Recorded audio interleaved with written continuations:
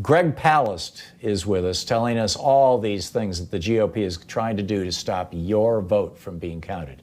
Check it out. Leave your comments, ding the bell, share it with your friends, and subscribe to our channel. Back, Thom Hartmann here with you, and our old buddy Greg Palast is back with us today, or this week, I guess, is the release of his new book, How Trump Stole 2020.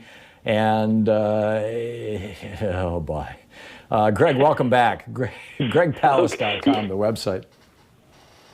Well, look, Tom, don't panic. How Trump stole 2020 is, I don't have a crystal ball. I don't know who's going to win the election, but I can tell you that Trump has already stolen it. And that's why I wrote the book, because we have to steal it back. If I thought that this is like a locked deal, horses in the wagon, it's downhill from here, I wouldn't have written How Trump Stole 2020.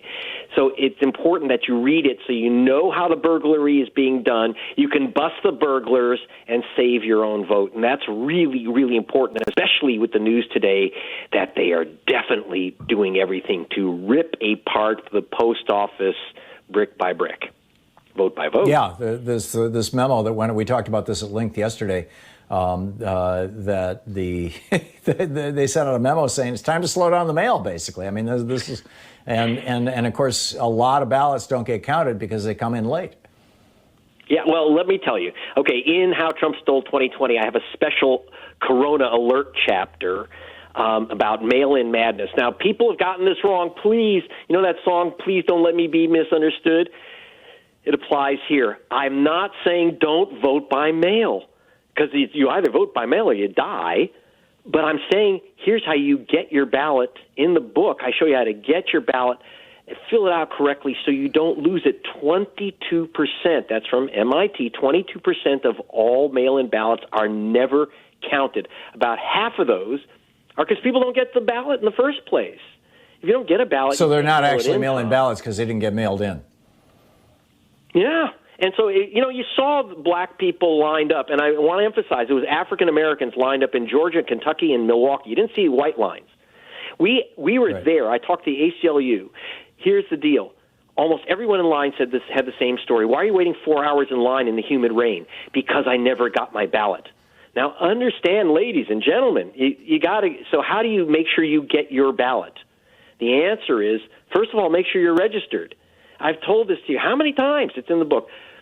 Please check your registration online, re-register if you're not registered. They are not, America is not Oregon, where mail-in balloting works really well. When you're talking about and Georgia, has for 20 you're talking years. about, yeah, and when you're talking about Wisconsin and you're talking about Michigan, good luck mailing in your vote.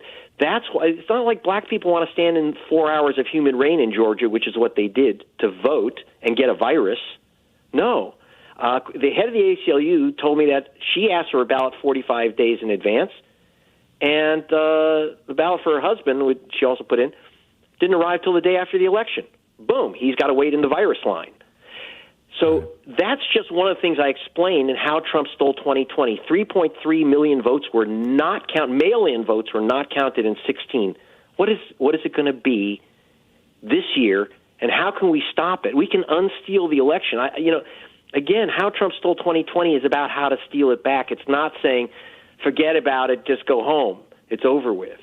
No, but it's not going to be a fair fight. Yeah. Well, if you were preaching, despair and throw your hands up and, just go shoot yourself or something, I wouldn't like write that, the you wouldn't book. be on this show. Yeah, and you wouldn't have written the book.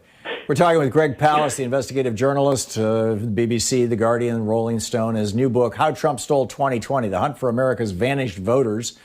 And it's out July 14th. That's the day before yesterday, right? That was the day before. So it's out. And let me tell you something. I still own the audiobook rights. So if you get the book today, How Trump Stole 2020, or this week, if you get it this week, send a note to audiobook at gregpalast.com. Audiobook at gregpalast.com with show some receipt or something, snap.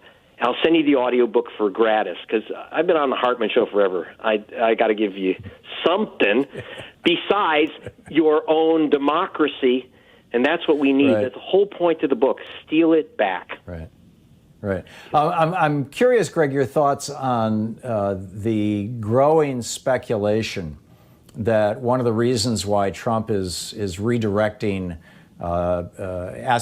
forcing requiring hospitals to redirect their data about COVID to HHS rather than the CDC, to Health and Human Services, is because his toady there, the head of HHS, who was Alex Azar, who was the president of Eli Lilly and doubled the price of insulin for to the joy of diabetics all across the country. He's a good Trump toady that he's just going to start burying the data. The news reports today are that the CDC no longer has that data on their website, and neither does HHS.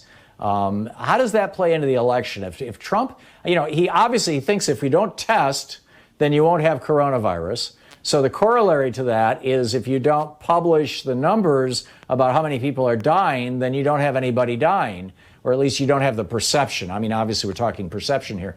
But Trump understands that perception's more important than reality. That's how he's conducted his whole entire life.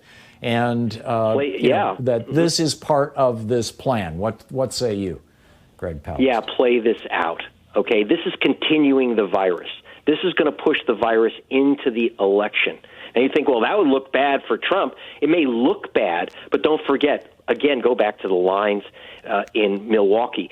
Milwaukee went from 180 voting stations to 5. Where is the virus centered? Even with the shift now more to red states, it's still an urban problem because of congestion. What is urban? Urban is a code word for Democratic voters. When you go from even in red states, Dallas and Houston and Austin, exactly. they all have you've got Democratic that right, mayors. Tom. You've got that right. So dig this, like Alabama, okay? You have to notarize your ballot. The Supreme Court just approved that crazy system. How many people are going to say, I can't afford it, it's a poll tax, $15, or I'm going to die if I go try to hunt down a notary? This is also in the swing state of Missouri. Alabama is, of course, the life and death fight for the Senate seat of Doug Jones, the Democrat running for re-election. You have to understand, continuing the virus, forcing people to vote by mail, and destroying the mail system at the same time. Imagine if Trump said, well, everyone's going to have to vote in precinct, but we're going to burn down the precincts. So instead, do you realize that your polling station is your post office? Your mailman is your poll worker. And they are doing everything they can to make sure that you don't get your ballot. Again, 10% of all ballots requested, and that's millions, don't get to the voter in time or don't get there at all. So this is the plan. They are undermining the post office so that they can, and not only the post office, but they're doing purges. By the way, please, if you're on a purge list, 17 million people have been purged, don't know it, you're not going to get your ballot. Okay, so Greg, the virus is part of the plan. Yeah, in the minute and a half or so we've got left, are you hearing from any members of Congress that they want to? I realize that H.R. 1, which is Mitch McConnell has killed, would have gone a long way toward helping this situation.